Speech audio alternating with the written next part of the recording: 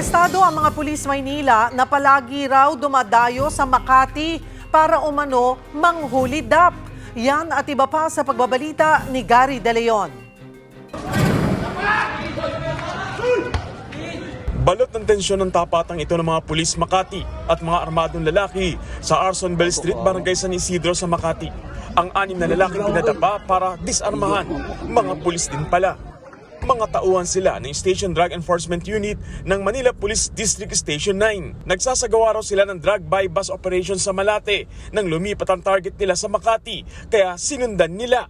Pero wala po silang coordination, wala po silang operational clearance para mag-operate po sa Southern Police District.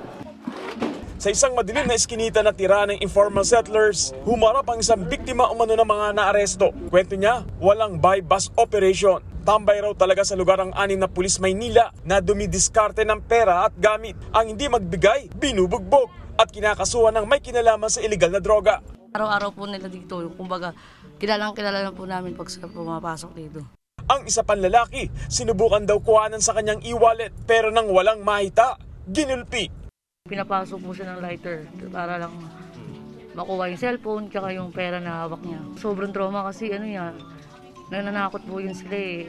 Dito na, nagpasaklolo sa mismong presinto nila ang mga residente. At nang makorner sila ng mga kabaro, sinubukang hanapin ang 68,000 pesos cash at $9,000 na umano'y hinulidap sa isang alias Raul noong January 24 doon din sa Arsonbel Street. Pero nabigo sila. Hinanap din ng US passport, bank passbook at California driver's license ni alias Raul pero wala silang nakita. Heto pa ang nabisto. Walang dokumento ang mga motorsiklong gamit ng mga dinakip na lespo.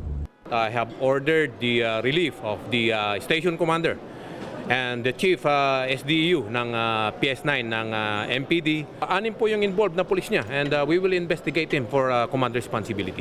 Kinasuhan silang lahat ng robbery. Balot ng plastik na matagpuan ang bangkay ng 8 taong gulang na si John Ismael Mollenido sa isang calamansi farm sa barangay Malwit, Victoria, Tarlac. Madamo, hindi mo talaga siya makikita. So it so happened na may naggagapas ng mga damo doon. So nakita niya. So immediately nag-report siya sa atin. Actually yung pagkakarap, maayos yung pagkakarap kasi hindi naman, kahit malapit na kami doon nung pinuntahan namin, hindi na yung maamoy. As in walang odor na talagang maamoy siya kahit ganyan kakalapit. Kasi nakabalot nga siya ng plastic mula baba hanggang sa ulo.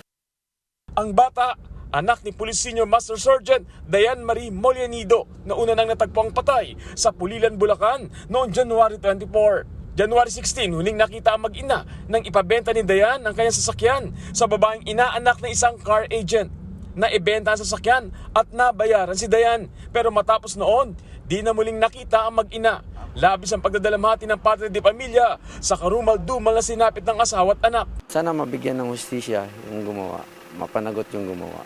Sa ngayon, may 2 ng person of interest, ang dating asawa ng biktima na isa ring pulis at ang mismong car agent. Sa luminol test kasi sa bahay ng car agent, may nakitang mga bakas ng dugo. Sa ngayon, patuloy pang nangangalap ng ebidensya ang mga otoridad. Kapatid, para sa 1PH, Gary De Leon, News 5.